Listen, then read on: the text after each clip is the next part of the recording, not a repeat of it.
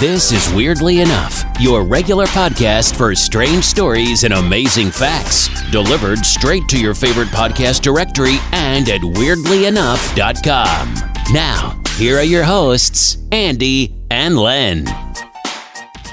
And a very happy new year, pod fans. We're back again for another year. We're not changing the season. We're still on season 3. This is season 3 of Weirdly Enough. I was just can I ask you about this? How long is a season supposed to be? Is there any, like, I looked this up and it's like, oh, how many episodes do you have in your podcast season? But it's incredibly vague. It's kind of 6, as many as you want. See, this whole season is an American thing, really, isn't it? It is an American thing. Series. It used to be the series.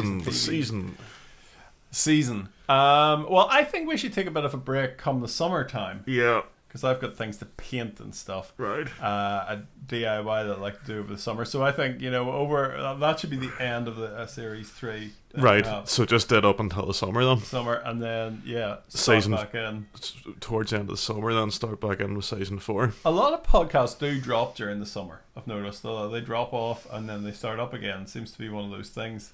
Well, you'd need to have a bit of a break, just to sort of recharge your batteries. Yeah. And it looks like we're not going to be locked down, hopefully, this winter. We'll have to power through the winter period. Power on through. So a very happy new year to all our listeners. Remember to like and subscribe wherever you get your podcast. You can also listen to us on youtube.com. We have a Facebook profile. Just search for Weirdly Enough on Facebook. Our Twitter handle is Weirdly Enough PC on Twitter. We're on there sometimes. You'll see us. So do subscribe to that.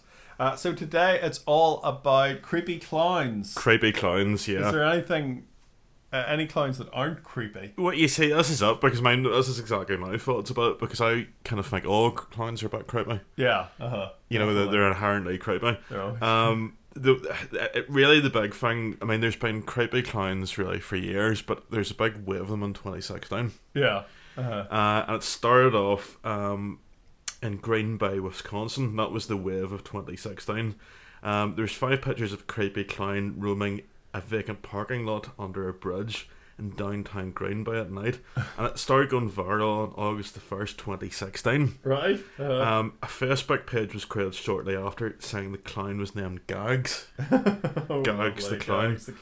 Gags the clown. And it began spreading. Mainstream news outlets basically took it up, like Fox News and USA Today. Mm-hmm. Now it turned out that the pictures were actually a marketing stunt for an unreleased short film entitled Gags. Right, okay. And the feature film was produced based on the short film and actually came out in 2019. Yeah. So it was actually a marketing stunt. Yeah. But then it sort of took its own thing after that. People, you started getting like copycat incidents across America. Yeah. Is that Gags there? It looks pretty creepy. No, I'm investigating when creepy clowns appear on Google Earth. Right. I think it's where people know that the Google Earth cars can drive past them. I don't know how they know that exactly, but they go out dressed as a clown and they get pictured on it. Yeah, and then they're on Google Earth for a while until they update it again. So yeah, go on. Sorry. So basically, there is a wave of incidents across America.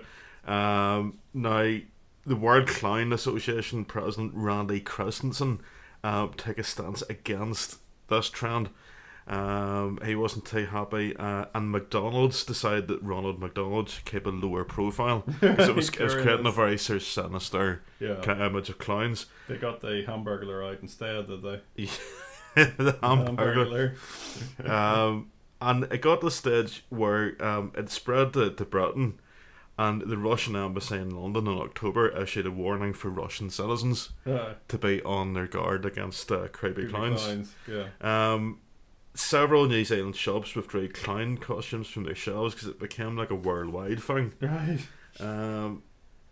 Now, basically, it spread across America, and then the next thing that happened was it spread to the UK. Okay. And there's an incident in a school in Dublin. No, that's not the UK, but... Well, it's for Republic of Ireland, UK and Ireland. Okay. It was a school, where was it actually? It was Blackrock, New Park School in Blackrock. The students called Gardaí, or actually it was staff and called Gardaí, when 3 members of a Halloween production company showed up with a prop that onlookers said looked identical to a chainsaw. Identical. And it had understood the 3 clowns who came to hand out leaflets about a Halloween horror attraction were not given permission to approach students by school management. And one mother who wished to remain anonymous told the Irish Independent her daughter was deeply shocked. She told me, this is a quote, she told me that at least one teacher was panicking. The level of hysteria amongst the students was shocking. One of the 6th year students was screaming, telling everyone to stay indoors. Why do people decide that this is going to be a good thing though? Why do they think I'm going to go out and dress as a clown and freak people out? Yeah. When did the phenomenon start? You were saying it started in America. It's been going on and off for years. I mean, the association with clowns being creepy, it basically started. There's a serial killer called John Wayne Gacy, right? And he had an alter ego because one of his kind of sidelines was he used to dress up as a clown and go to kids' parties. Right. Okay. And I think the clown's name was Pogo the Clown. So whenever he was arrested and the whole thing came to light, pictures came on, newspapers and whatnot, of him dressed as like a really sinister looking clown. So I think that was kind of the start of the idea of the sinister clown. And then the whole Pennywise thing. What film was that? Was that Ed? That was Ed. That came off the Stephen King novel. Yeah. But yeah, the whole 2016 thing was a funny thing because I mean, sinister clowns have been a thing since the early 80s, but in 2016 it just seemed to become like this whole viral thing. But we were talking about the Northampton clown. Yeah. In the city of Northampton in England. Back in 2013, a clown started appearing. His odd antics appeared on TV as far afield as US, Australia, India, Canada and Japan. He dressed a bit like the Pennywise character. And he just stood about at the side of the street going beep beep, which was Pennywise's catchphrase. Photos of the sinister figure at the National Lift Tower posing on Elm Street, which is a street in Northampton, next to a town statue and in a lake have been posted on Facebook to attract more than 180,000 likes from all over the world. But he turned out to be a student who was a budding filmmaker. They're always a budding filmmaker, aren't they? Elliot Simpson. Was this like a prank, or was it like a project, or what was the thinking behind it? Well, he probably says it was a project. I think it was more a prank. It was more... It's a good get-out clause. Like, you say if you're up to something nefarious, just say, it's a project. I'm a budding filmmaker. Yeah. So if you went out and, I don't know, did a massacre, people, you could say, it's just a project. Yeah. He actually brought out merch. And people said that he should give all the profits to charity from the merch. Well, I'm taking the merch was kind of sinister clown related. Yeah. Strange that people want to do that. I think they're odd things anyway, clowns. I remember being at a bar somewhere, and I think it was in the Isle of Man. And there was a group of, maybe it was a stag do or something, 6 or 8 men all dressed as clowns. And as the night went on and the drink wore them down, they were a sad looking sight. You see, there's something inherently sad about clowns. Yes. When they're not sinister, it's like the tears of a clown. You want to put your arm around them and say, I'm going to go home now. Was the makeup sort of all running down their faces? Yeah, with the height? Yeah. What was their thinking? I mean, I suppose it was a stag. I don't know. The one that we had found had, I think, broken away from the party or in some way become lost. So we brought him into our group, but it was strange to be, a few people like dressed in kind of trendy shirts, going out for a night out kind of thing, and then there's this fella standing there. Was he dressed in like a complete clown costume, like big shoes and stuff? A cheap one, right. But we did tag along with us. We bought him a few drinks, I think, and strange. I don't know. I mean, I would never. If I was invited to a stag day, I would never say, I'll dress as a clown. I'd be like, no, I wouldn't. Yeah, oh no. I don't think I'd go to a stag do anymw. No, it's one of these things when you're younger, you think, it'd be cool, get stag. Thought of it just.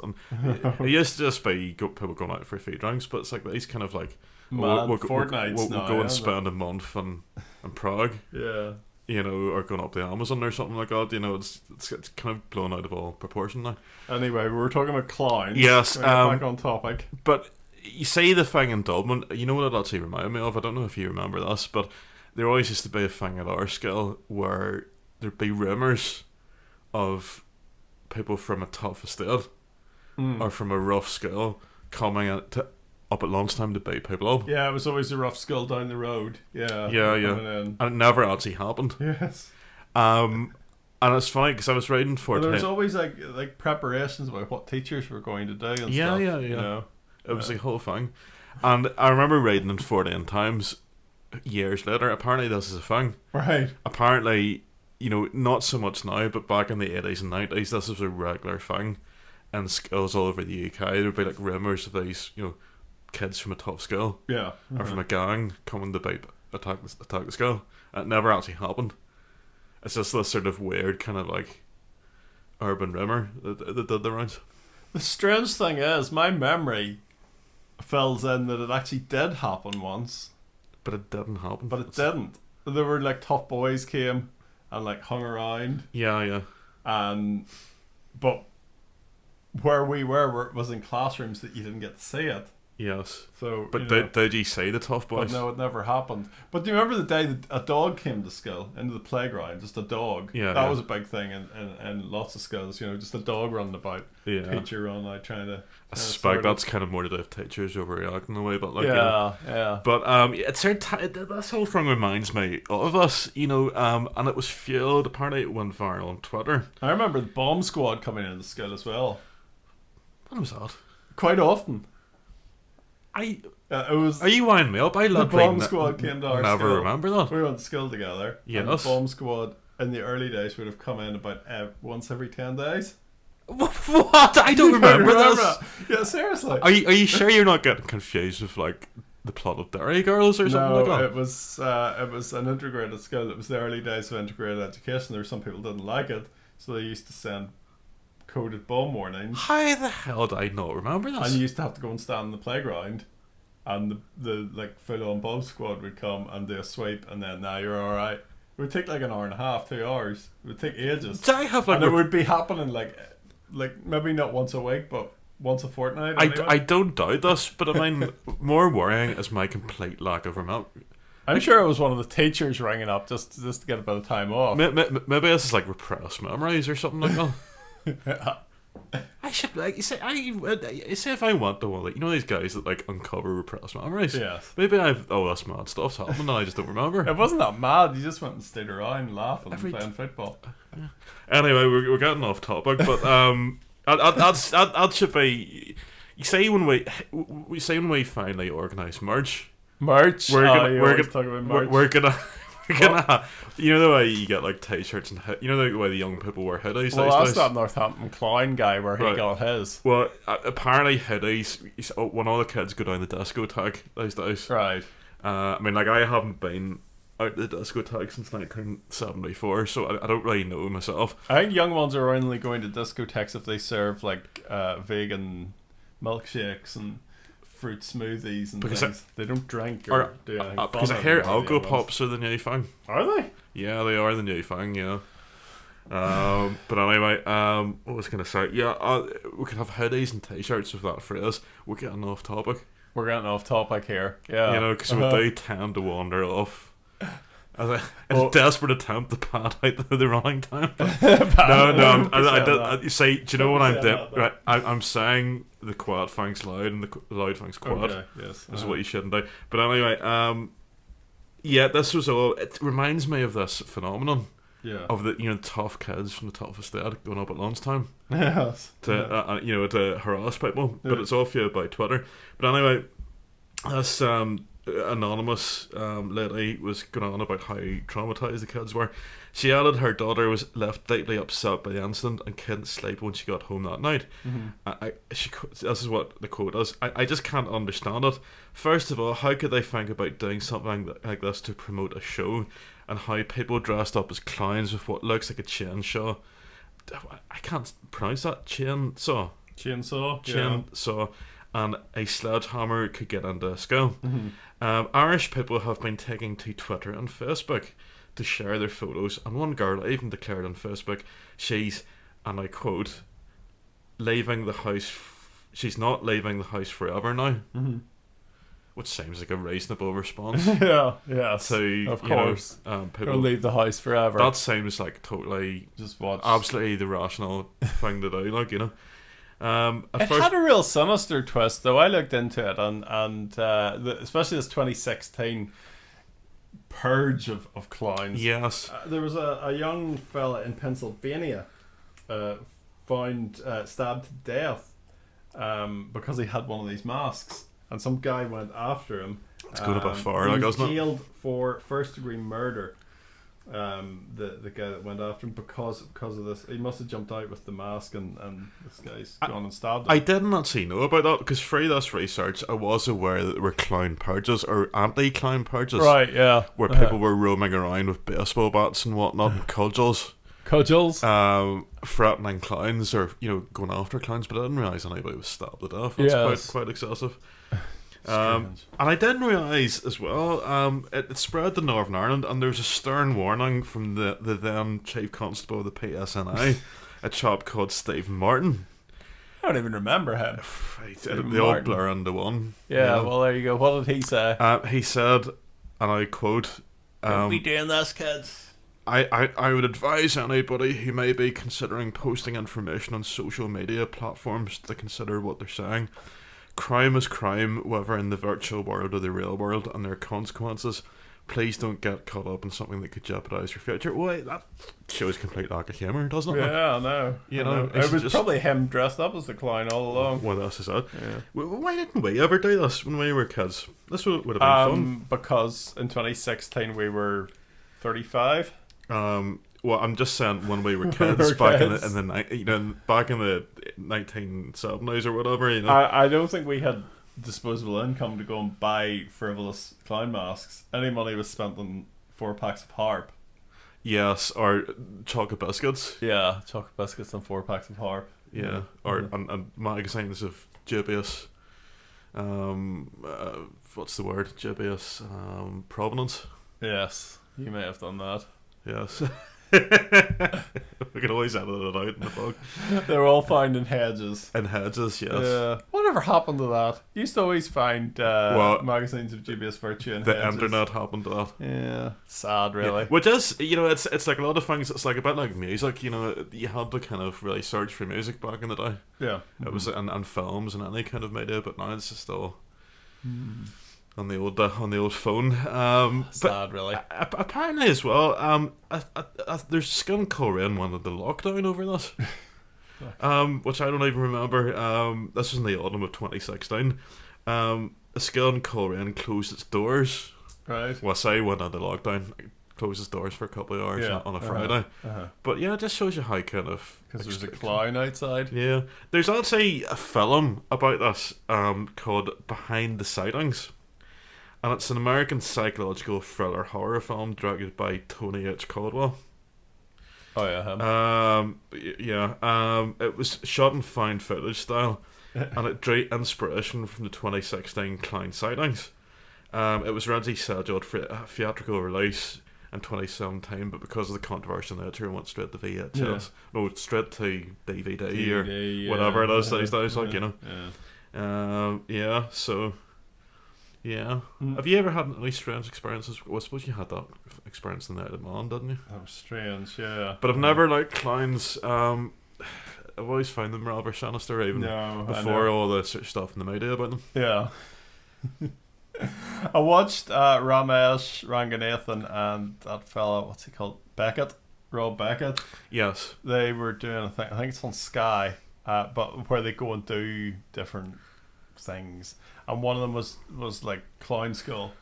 Yeah. And they tried to get into circus performance, but they couldn't really do any of it because it was all trapeze and stuff. So they had a look at clown school, and were getting all painted up and all. It was strange. Yeah, it's one of these things. Like, I mean, are there people that are like full-time clowns or like what? Well, there must be, yeah. And they all have stupid names as well. They're all like Mr.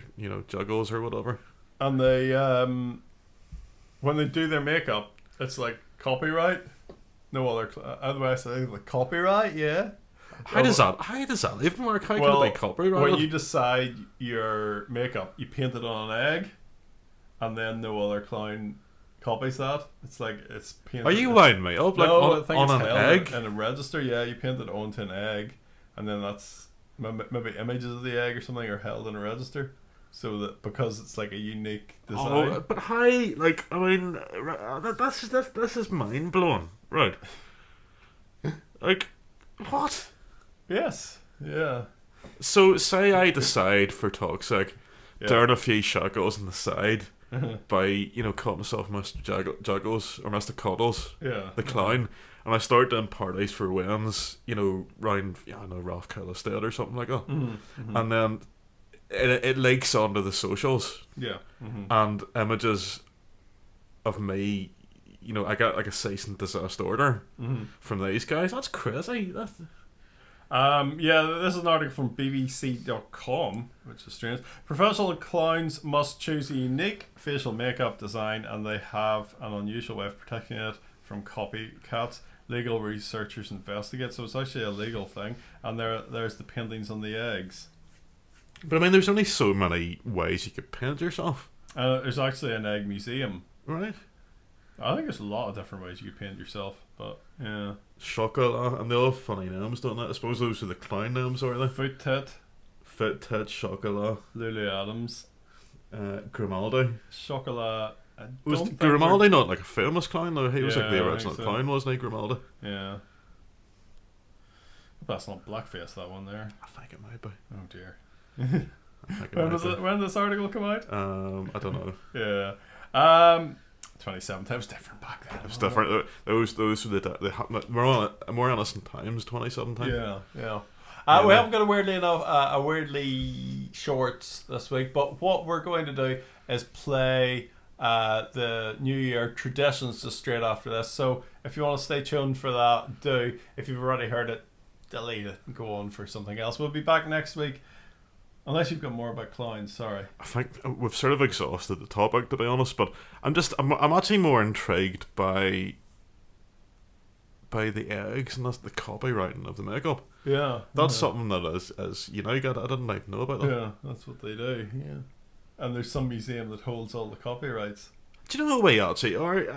You see, this started off as a podcast about weird stuff. Yeah, this is turning into a university of the underwebs. One of my favourite podcasts is Plenty of No Such Thing as a Fish. One that the QI people do. There's 4 facts a week, and I was determined that our podcast would not be like fact-based thing, or would not be in the same format. But I still like the idea of bringing in like weird facts. Weird facts. I think we're doing that. I think we're sort of doing that there by default, really. Certainly, sort of, but yeah. Because it's just interesting topics and observations, like Very good. Thank you for listening. We'll be back next week talking about black-eyed kids. BEKs. Yes.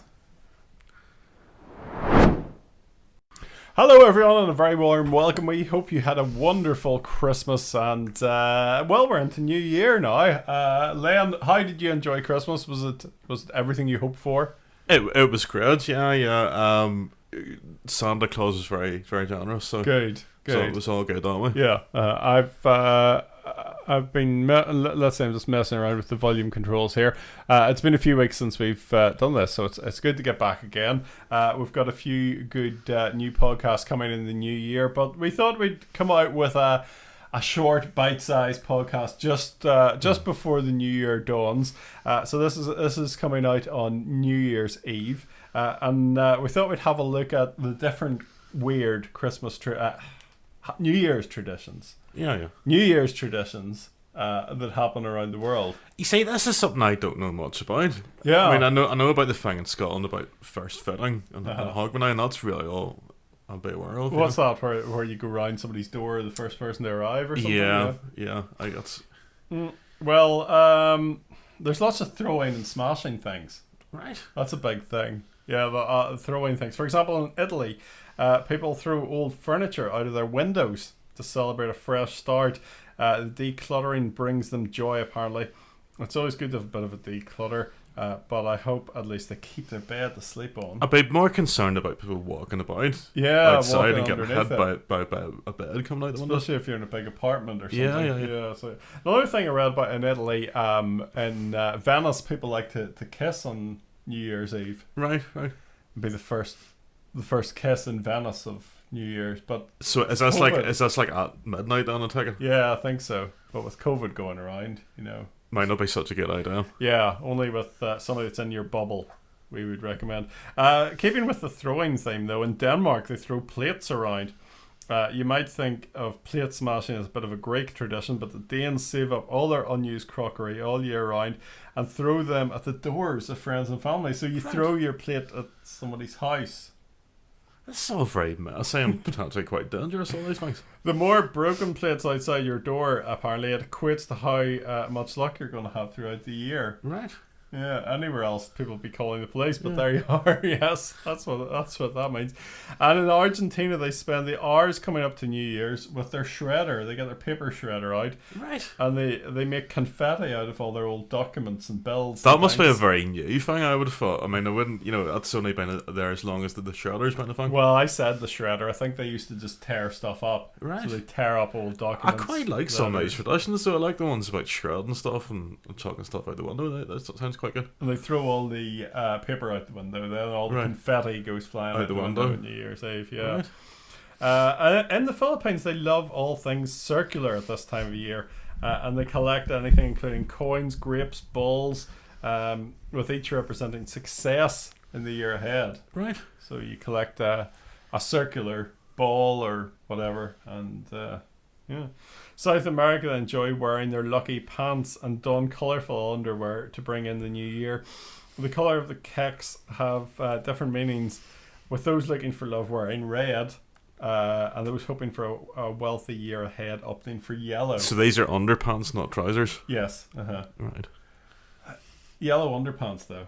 It might be a good thing to wear on New Year's Eve if you were worried about having too many drinks. A few accidents. I know, we probably shouldn't have gone there, but... Covers a multitude of sins, doesn't it? In Romania, farmers think it'll bring them good luck to spend New Year talking to their livestock. Right. I'm going to eat you in the new year.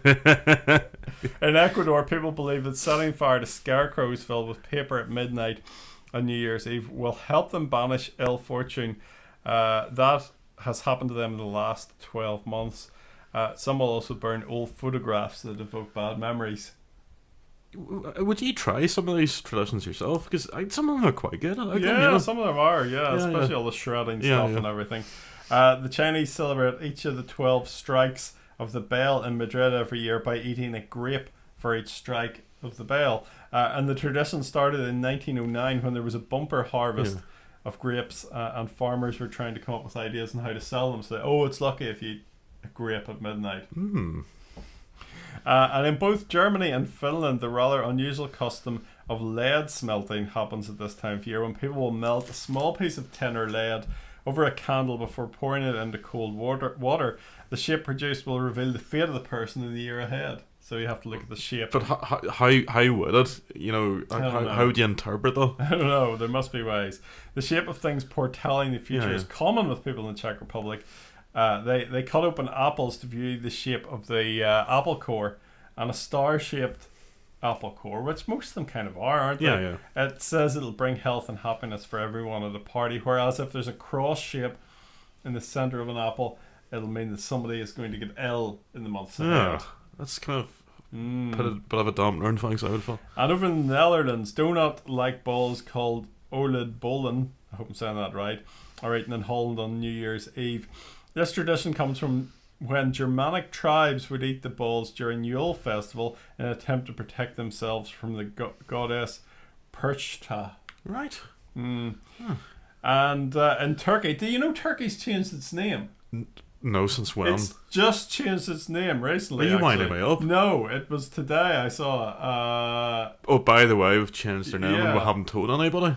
Turkey have changed their English name to, it was TRKY, it's now TRIYE. TRK I-Y-E. Right, okay. Is I that think not it's just still like... pronounced the same. Is that not just the same name only in Turkish? But it's just like, no, this is how we're going to confuse everybody. Right, and what's the thinking behind that? I don't know. I don't know at all. We'll have to find out. They should just call it the Neo-Ottoman Empire and just have done with it. Yeah. You know, because that's kind of where they're going, I think. In Turkey, people who want to attract wealth for the year ahead will open pomegranates, and those wishing to bring themselves luck sprinkle seal on their doorsteps. What's Salt. seal? Salt. Oh, salt. Seal. Sounds like what? Oh, I'm gonna sprinkle some seal. It sounds like a herb though. And finally, if you're a lovelorn Irish woman, try sleeping with mistletoe under the pillow on New Year's Eve. Right. It'll attract a mate, as they say. Well, there's one thing I came across. It's not necessarily a New Year's tradition, but it is kind of tying in with mystical stuff and the new things. Right. Apparently, right, have you ever... There's a growing thing now where you should... To gain success in life, you should operate with the phases of the moon. Okay. And apparently the new moon is the best time to start a new project. Right. So there's a new moon actually this Sunday, 2nd of January. Oh, right. So if you're thinking about starting anything new, apparently this Sunday would be an excellent day to set down your intentions and to plan stuff. Ties it all in, doesn't it? Yeah. Yeah. Let's start planning. Particularly between sort of about like 9:30 and 3 o'clock in the day. Brilliant. That's like the peak time of the new moon to start stuff, so something to think about. Get started on Sunday. And it's like New Year as well, so it's kind of, you know. Exactly, that's good. I think I'll probably be like walking my dog during that time, but anyway, that's what I usually do on Sunday. Okay, thank you, and Happy New Year to you all. We'll have a couple of brand new podcasts launching from Monday. What's the first one about? Creepy clowns. Creepy clowns. Is it Northampton clown mentioned? No, but it could be. Okay, we'll have to have a dig. I'll maybe look that one up. Yeah. And the other one is Black-Eyed Children. Black-Eyed Children, or the Black-Eyed Kids. The Black-Eyed Kids. Yeah. Those coming up in the weeks ahead. First one will drop into your podcast directory wherever you get your podcast on Monday morning. Just search for Weirdly Enough wherever you get your podcast and subscribe to get all the latest podcasts as and when they're released. There's the bin men have arrived. Happy New Year to them. Thanks for listening to Weirdly Enough. Remember to subscribe to get the latest edition as soon as it drops. And don't forget to leave a review. Email us about anything we've discussed or with your own weird tale at podcast@weirdlyenough.com.